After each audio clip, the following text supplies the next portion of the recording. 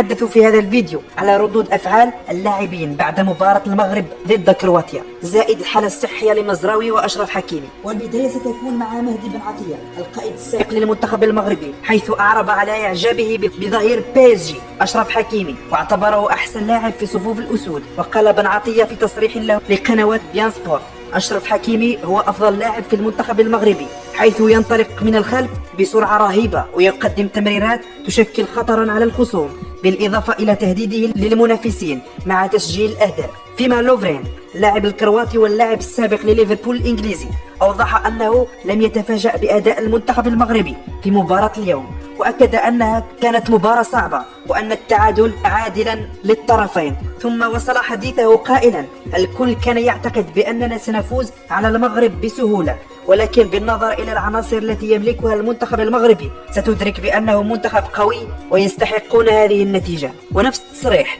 أدلى به نجم وسط فريق تشيلسي الإنجليزي كوفاسيتش، حيث يرى بأن نتيجة المباراة عادلة للطرفين، وأكد أن اللقاء كان صعبا بحيث لم يستطع المنتخب الكرواتي خلق كثير من الفرص، والمنتخب المغربي كان قويا في بعض فترات المباراة. فيما القائد لوكا مودريتش تحسر على ضياع النقط الثلاث، ويرى أن منتخب كرواتيا كان قريب من الانتصار، لكن في النهاية راض على النقطة التي حصل عليها، وهذا اعتراف ضمني منه على أن المباراة كانت صعبة على كرواتيا. فيما مدرب المنتخب الكرواتي داليتش أشاد بالمستوى الذي ظهر به المنتخب المغربي، كما اعترف بأنهم كانوا خائفين من سرعة لاعب المنتخب، من سرعة لاعب الأسود، خصوصا على مستوى الهجمات المرتدة.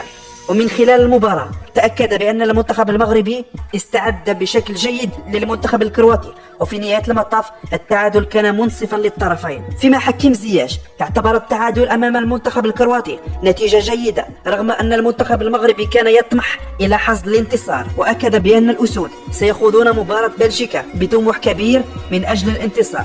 فيما الكوتش وليد الركراكي أكد بأن هذا التعادل منح لنا كثير من الأمل، لأن منسوب الثقة ارتفع كثيرا، وسنجعل إفريقيا فخورة بالمغرب، موضحا أن خسارة المباراة الأولى تعني أن الحلم انتهى. فيما رومان سايس أكد أن هدف أسود الأطلس هو الوصول إلى الدور الثاني، ثم خوض كل مباراة بتحدي جديد. فيما يخص الحالة الصحية للثنائي أشرف حكيمي ونصير مزراوي، يبدو أن ظهير PSG شعر ببعض الانزعاجات على مستوى الفخذ، ورغم ذلك أكمل المباراة ولعب 90 دقيقة، وسيتابع الطاقم الطبي للمنتخب حالة أشرف بكثير من العناية.